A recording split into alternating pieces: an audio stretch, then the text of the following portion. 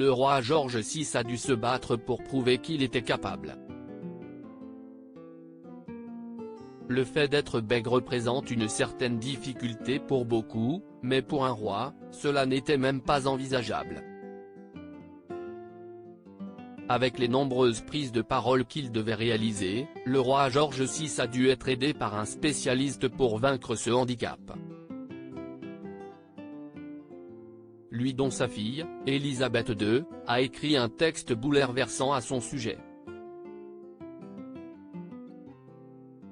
C'est l'orthophoniste australien Lionel Logue, qui lui est venu en aide.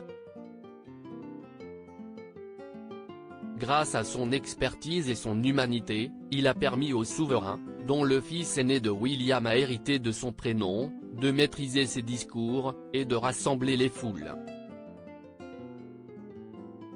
Lionel Logue est né en 1880 à Adélaïde, en Australie et s'est installé à Londres en 1924. Il y a tenu un cabinet au 146, Harley Street, dans le quartier de la City. Rapidement, il s'est fait connaître pour ses traitements sur les troubles de la parole d'anciens combattants de la Grande Guerre et d'enfants scolarisés. Elisabeth Bowes-Lyon, l'épouse d'Albert, future Queen Mum, reine-mère, a passé la porte de son cabinet en 1926. Elle lui a demandé de vaincre le bégaiement de son mari le duc de York, qui avait donné un tendre surnom à sa fille, alors que d'autres orthophonistes n'y étaient pas parvenus. Lionel Logue a accepté sa demande, et a changé le destin de ce dernier.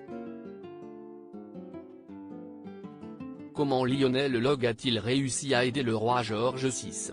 La journée du 10 octobre 1926 fut marquée par la toute première rencontre entre les deux hommes. Celle-ci ne s'est pas avérée réjouissante puisqu'Albert Frédéric Arthur George se braqua rapidement lorsque l'orthophoniste lui posa des questions sur son enfance. Des traumatismes familiaux étaient en effet la cause du bégaiement du roi. L'expert l'a alors prévenu, « Je peux vous soigner, mais il vous faudra fournir d'énormes efforts. » Puis, des résultats sont arrivés à force de beaucoup de travail.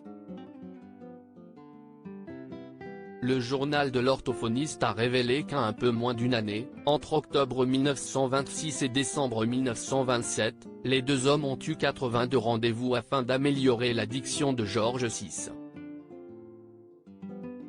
Et cela par le biais de phrases compliquées à répéter. Telles que I have a sieve full of sifted thistle and a sieve full of unsifted thistle, because I am a thistle sifted soit, en français, la très célèbre phrase « Un chasseur sachant chasser sans son chien est un chasseur qui sait chasser », notamment utilisée en cours de théâtre. Même si les méthodes de l'orthophoniste étaient à l'époque jugées peu orthodoxes, elles ont fini par marcher. Et la relation entre ceux qui ont travaillé main dans la main n'a cessé d'évoluer en bien.